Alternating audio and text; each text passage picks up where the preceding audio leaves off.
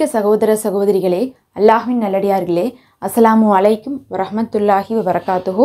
அல்ஹம்துலில்லாஹ். அல்லாஹும்ம ஸல்லி அலா முஹம்மதின் வாலா ஆலி முஹம்மதின் வபாரிக் வசல்லிம். இது உங்களுடைய இஸ்லாமிய பாதை சேனல். இன்றைக்கி நம்ம மஹ்ரீபுக்கு பின்னாடி ஓத வேண்டிய ஒரு சின்ன சூறாவை பற்றி பார்க்க போகிறோம். நிறைய பேர் எங்களுக்கு ஒரு கண்ணியமான ஒரு வாழ்க்கை கிடைக்கணும், நிறைய பேர் எங்களை என்ன பண்ணிட்டு இருக்காங்கன்னா ரொம்ப கஷ்டப்படுத்திட்டு இருக்காங்க, அவங்க முன்னாடி நான் கௌரவமாக வாழணும் அப்படின்லாம் கேட்குறாங்க. ஒரு கண்ணியமான வாழ்க்கையை அமையறதுக்கு, நமக்கு நல்ல ஒரு வருமானத்தில் பரக்கத் கிடைக்கிறதுக்கு, நல்ல ஒரு உயர்வு கிடைக்கிறதுக்கு, அதாவது ப்ரொமோஷன்லாம் கிடச்சி அடுத்தடுத்த நிலைமைக்கு வேலையில் இருக்கிறவங்க போகிறதுக்குன்னு சொல்லிட்டு அனைத்துக்குமே நீங்கள் இந்த அமலை செய்து பார்க்கலாம். இதை நீங்கள் ஒவ்வொரு மஹ்ரீபுக்கு பின்னாடியும் நீங்கள் தொடர்ந்து செய்து பாருங்கள்.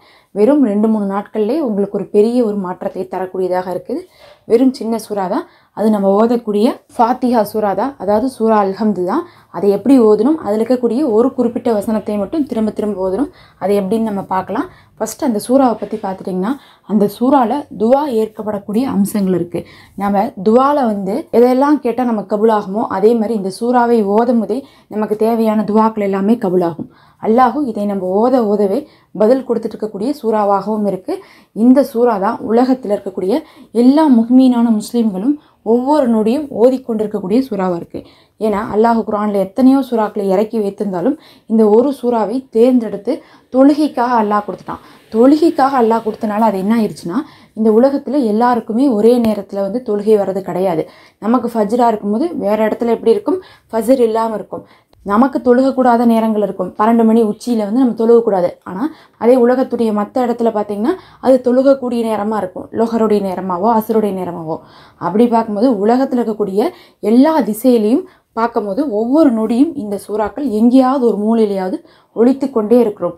அதே மாதிரி 24 மணி நேரத்தில் ஒவ்வொரு நொடியும் உலகத்தில் ஏதாவது ஒரு மூலையில் தொழுகக்கூடிய நேரம் இருந்து கொண்டே இருக்கும். அப்படி இருக்கும்போது அல்லாஹ் எல்லாரும் இந்த உலகத்தில் சொல்லிக்கொண்டே இருக்க வேண்டிய, ஓதிக்கொண்டே இருக்க வேண்டிய குர்ஆன் வசனம்னா அது சூரா ஃபாத்திஹா தான் சொல்லிட்டு தேர்ந்தெடுத்து கொடுத்துருக்கான்னா அதில் எவ்வளோ மகத்துவம் இருக்கும் அப்படின்னு சொல்லிட்டு தெரிஞ்சுக்கணும். சில நேரங்களில் நம்ம இதெல்லாம் சின்ன சூறா தானே அப்படின்னு நம்ம நினச்சிக்கிறோம். அந்த சின்ன சூறாவை அல்லாஹ் எளிதாக நமக்கு கொடுத்து அதை எல்லா நேரத்துலையும் பலன் தர்ற மாதிரியான விஷயங்களையும் அதில் வைத்திருக்கார். கடினமான விஷயங்களை ஓதி தான் நம்ம பலன் பெறணும்னு கிடையாது, எளிதான விஷயத்தை கொண்டே நம்ம பலன் பெற முடியும். இப்போ இந்த சூறாவை நீங்கள் ஓதும் போது அல்லாஹ் என்ன பண்ணுவான்னா ஒவ்வொரு வரிக்கும் பதில் சொல்வான்னு சொன்னோம். நம்ம முதல் ஆயத்து ஓதுறோம், அல்ஹம்துலில்லாஹி ரப்பில் ஆலமீன் அப்படின்னு சொன்னால் என்னுடைய அடியான் என்னை புகழ்ந்து விட்டான்னு சொல்லி அல்லாஹ் சொல்கிறான். அடுத்து 2வது ஆயத்தை நம்ம ஓதும் போது என்னுடைய அடியான் என்னை கண்ணியப்படுத்தி விட்டான்னு அல்லாஹ் சொல்கிறான். அடுத்து இதுதான் எனக்கும் என்னுடைய அடியானுக்குமான உறவுன்னு அல்லாஹ் சொல்கிறான். அதாவது ஈயாக்க நஹ்புது வ ஈயாக்க நஸ்தஈன் அப்படின்னு சொல்லிட்டு அல்லாஹ்வுல நம்ம 3வது ஆயத்தில் சொல்லும் போது சொல்கிறான், இந்த அடியானுக்கும் எனக்கும் உள்ள உறவு இதுதான், அவன் என்ன தான் வணங்குறான், என்கிட்ட தான் உதவி தேடுறான்னு சொல்லிட்டு அல்லாஹ் சொல்கிறான். அடுத்து 4வது வசனத்தில் நம்ம அல்லாஹ்வுல உதவி கேட்போம், யா அல்லாஹ் எனக்கு நேரான வழியை கொடுன்னு சொல்லிட்டு. அப்போ அல்லாஹ் என்ன சொல்கிறான்னா, இந்த மனிதனுக்கு தேவையான எல்லாவற்றையும் நான் என்னை கொடுத்துருவேன் மறுக்காமல். இவன் என்னை புகழ்ந்துட்டான், என்னை கண்ணியப்படுத்திட்டான், எனக்கும் அவனுக்கும் இருக்கக்கூடிய உறவை சொல்லி காட்டுறான். நீ தான் எஜமான், நான் தான் அடியான்னு சொல்கிறான். இன்னும் இவன் என்ன கேட்டாலும் நான் கொடுத்துட்றேன்னு அல்லாஹ் சொல்கிறான். அதுக்கப்புறம் அந்த சூறாவில் இருக்கக்கூடிய மீதம் எல்லாமே நம்ம கேட்கக்கூடிய துவாவாக இருக்குது. அந்த துவா பார்த்திங்கன்னா எவ்வளோ ஸ்பெஷலாக இருந்தால் சூறாவில் முதல் சூறாவாகவும் குர்ஆனில் முதல் சூறாவாகவும் வைக்கப்பட்டிருக்கும்னு நம்ம நினச்சிக்கணும். நம்ம நேரடியாக வீடு காருன்னு கேட்டால் தான் நமக்கு தேவையான ரிஸ்க்கு கிடைக்கும்னு கிடையாது. அந்த வார்த்தைகள், அந்த சூறாவில் இருக்கக்கூடிய வார்த்தைகளே பார்த்திங்கன்னா அல்லாஹ்விடத்துலேருந்து நமக்கு தேவையான ரஹ்மத்தை, பரக்கத்தை, ரிஸ்க்கை பெற்றுத்தரக்கூடியதாக இருக்குது. அதனால தான் அந்த சூறா ஓதுவதே நம்மளுடைய தேவைகள் அனைத்தையும் பூர்த்தி செய்யும். இன்னும் நம்ம கேட்கக்கூடிய அந்த சூறாவுக்கு பின்னாடி கேட்கக்கூடிய துவாக்களும் மறுக்காமல் கபுலாகும். இப்போ இந்த சூறாவை நீங்கள் மஹ்ரீப் தொழுத கையோட 7 முறை ஓதிக்கொள்ளணும். முதல்ல 7 முறை நார்மலாக அல்ஹம் சூறா ஓதுற மாதிரி நீங்கள் எப்போ போல் ஓதி முடிச்சிருங்க.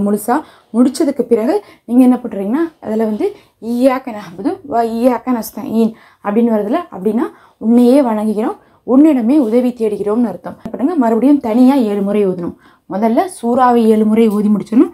அது ஈயாக்க நஹ்புது வ ஈயாக்க நஸ்தஈன் 7 முறை ஓதணும். ஏன்னு பார்த்தீங்கன்னா அந்த அல்லாஹ் என்ன சொல்கிறான், இதுதான் எனக்கும் என்னுடைய அடியானுக்குமான உறவு, இனி அவன் என்ன கேட்டாலும் நான் கொடுத்துருவேன் அப்படின்னு சொல்லிட்டு அல்லாஹ் சொல்கிறான். அப்போ அந்த ஒரு வார்த்தையை சொல்லும் போது அல்லாஹ் என்ன சொல்கிறான், அவனே சொல்லிடுறான், இதுக்கு மேலே இவன் என்ன கேட்டாலும் நான் கொடுத்துருவேன், என்னுடைய அடியான் என்னை தான் எஜமான்னு சொல்லிட்டான்னு சொல்லி அல்லாஹும் மலக்குமார்களிடத்தில் சொல்கிறான்னா அல்லாஹ் அந்த வார்த்தையை தான் நம்மளிடத்துல எதிர்பார்க்குறான்னு அர்த்தம்.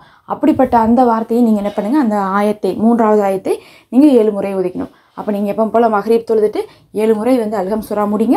அப்புறம் 7 முறை அந்த ஆயத்தை ஓதிக்குங்க. ஓதி விட்டு நீங்கள் என்ன பண்ணுங்கள், துவா செய்து கொள்ளுங்கள். என்ன கஷ்டம் உங்களுக்கு? இப்போ உங்களுக்கு வந்து ஒரு நல்ல கௌரவமாக கண்ணியமாக உயர்வாக வாழணுமா? அதை கேளுங்க. இல்லை நல்ல செல்வ செழிப்பு வரணும்னு நினைக்கிறீங்களா? அதை கேளுங்க. இல்லை தொழிலில் வந்து ஒரு முன்னேற்றம் வரணுமா? குழந்தைகளில் வந்து ஒரு நல்ல மாற்றங்கள் தெரியணுமா? குழந்தைகள் நல்லபடியாக வந்து ஒரு பெரிய நிலைமைக்கு வரணும், அவர்களுடைய எல்லா காரியங்களும் லேசாகணும்னு நீங்கள் நினைக்கிறீங்களா? எந்த ஒரு தேவையாக இருந்தாலும் சரி அதில் கேளுங்க. மக்ரிபுக்கு பின்னாடி இந்த ஒரு அமலை செய்யுங்க. முடிந்தால் தொடர்ந்து இது வந்து தினமும் செய்துவாங்க. ஆனால் எடுத்தீங்கன்னா ஒரு 2-3 நாட்களாவது முழுசாக செஞ்சு பாருங்கள். அப்போ தான் வந்து உங்களுக்கு அதனுடைய பலன் அப்படிங்கிறது கண்கூடாக வந்து தெரியும். இதெல்லாம் ரொம்ப சின்ன அமல், யார் வேணால் செய்யலாம். அல்ஹம் சூரா தெரியாதவங்க யாருமே இருக்க மாட்டாங்க. இது இல்லாமல் நம்ம ஞாயிற்றுக்கிழமை ஓத வேண்டிய திக்ருகள் போட்டிருக்கோம். வாரத்துக்கு ஒரு முறையாவது அந்த ஒரு 3 திக்ருகள் இருக்குது. அதை நம்ம ஓதிக்கொள்வது இனி வரக்கூடிய வாரத்துக்கு மிகவும் சிறப்பாக இருக்கும். அந்த திக்ரையும் நீங்கள் என்ன பண்ணுங்கள், நான் ஃபஸ்ட்டு கமெண்ட்டில் கொடுக்குறேன், போய் செக் பண்ணி பாருங்கள். அஸ்ஸலாமு அலைக்கும் வரஹ்மத்துல்லாஹி வபரகாத்துஹு.